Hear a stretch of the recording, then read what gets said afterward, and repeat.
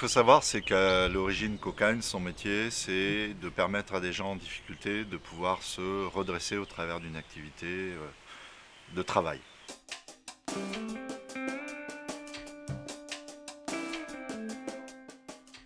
Par la force des choses, en tant qu'acteur de la chaîne alimentaire de fait, puisque nous avons décidé de produire des légumes bio et de les distribuer à des abonnés, donc à des mangeurs, en étant acteur de la chaîne alimentaire, au fil du temps, nous nous apercevons que là, il y a aussi une autre finalité qu'il nous faut internaliser, c'est celle du bien vivre alimentaire.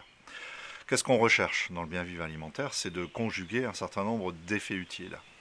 Le premier, bien évidemment, c'est l'effet physiologique. Nous mangeons pour vivre, pour survivre. Mais on voit bien que la santé est aussi une question très importante. Bien évidemment, on mange pour le goût, pour les plaisirs. Donc la dimension hédoniste est aussi une question importante. Le vivre ensemble autour du repas est une question importante. Et d'arriver à intégrer cette multifonctionnalité avec d'autres dimensions que nous avons choisies, telles que le fait de travailler dans le respect de l'environnement, donc de créer des avancées environnementales sur le secteur d'activité. D'essayer de voir comment relocaliser la valeur, c'est-à-dire permettre de créer de la richesse sur les territoires. C'est là aussi des dimensions nouvelles que nous avons, je pense, réussi au travers des écopoles à essayer d'amalgamer, d'associer pour avoir une meilleure performance économique d'ensemble. Nous avons eu la chance pour notre part d'avoir une collectivité partenaire dès le départ qui a associé ses moyens aux nôtres de telle façon que nous soyons en mesure de pouvoir gagner ce pari. C'est la communauté de communes de la région d'Audric, communauté de communes pas si importante, 26 000 habitants, qui met 1 million d'euros sur la table, qui lui permettent de collecter 2 autres millions d'euros pour arriver à mettre en place toute l'infrastructure nécessaire à ce projet.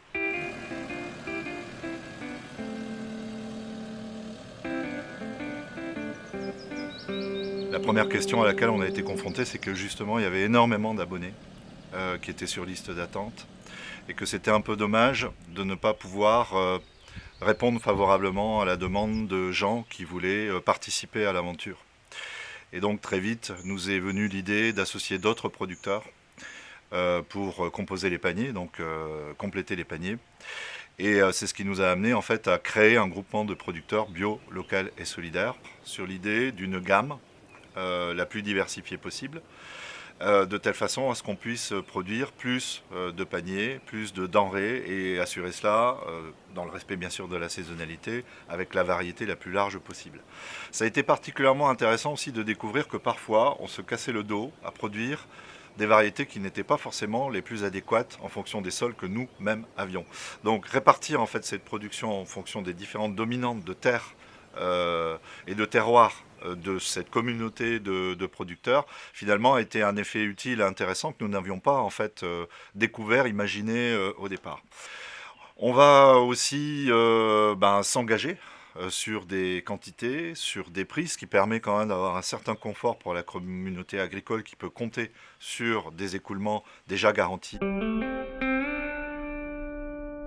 À la fin des années 2000, il y a eu la crise des subprimes et la situation paradoxale que certains des salariés en insertion venaient travailler sans manger, ce qui est un comble quand on travaille dans un jardin de cocagne qui produit de la nourriture.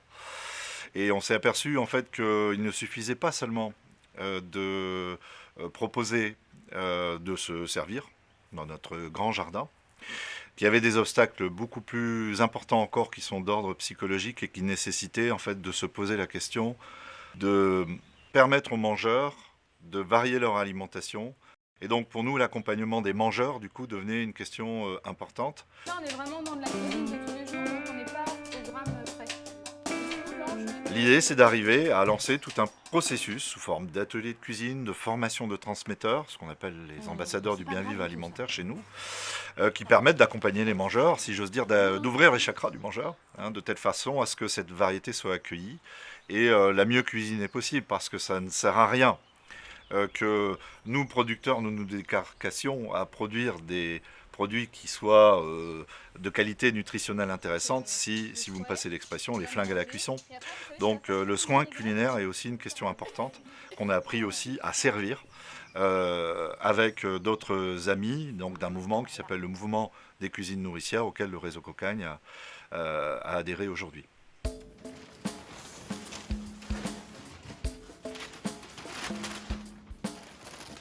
Alors, évidemment, se pose l'enjeu de la professionnalisation de tout cela. Et en définitive, plus largement, la professionnalisation des métiers ou des façons de répondre à nos besoins dans la perspective de la transition écologique et sociale de notre économie.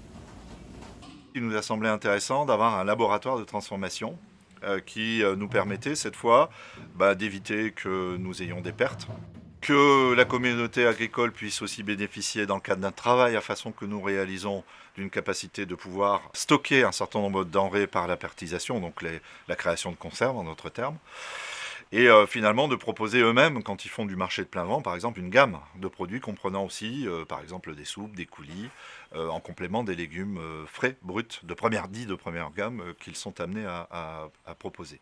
Donc cette activité de transformation, nous l'avons tout de suite imaginée dans des labos, bien sûr, dédiés à cela, mais qui vont permettre aussi d'autres activités complémentaires et de faire en sorte que tous ces investissements, assez gourmands, il faut le dire, soient le plus possible optimisés et que dans la journée en fait, d'une personne en insertion qui vient dans ce laboratoire, il a la possibilité tout aussi bien de passer en cuisine dans le cadre d'une table de cocaïne, mais aussi de pouvoir faire de la conserve, de pouvoir faire du cru sous vide, ce qu'on appelle la 4e gamme par exemple pour la restauration scolaire.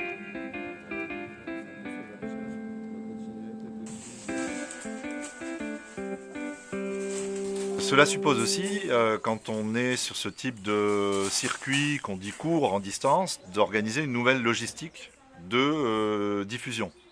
Il y a là aussi un enjeu, un métier nouveau. Il faut réinventer une façon de travailler qui soit la plus optimisée possible.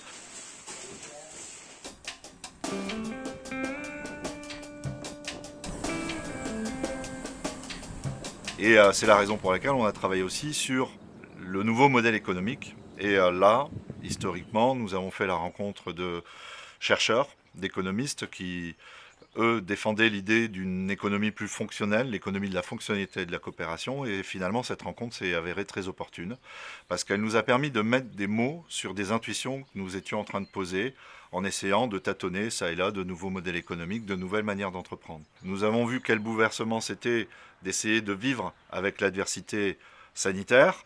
Je pense sincèrement que l'adversité climatique va être beaucoup plus grave, que ça va poser des questions majeures sur la façon de faire économie et de ce fait d'arriver à répondre à nos besoins les plus fondamentaux.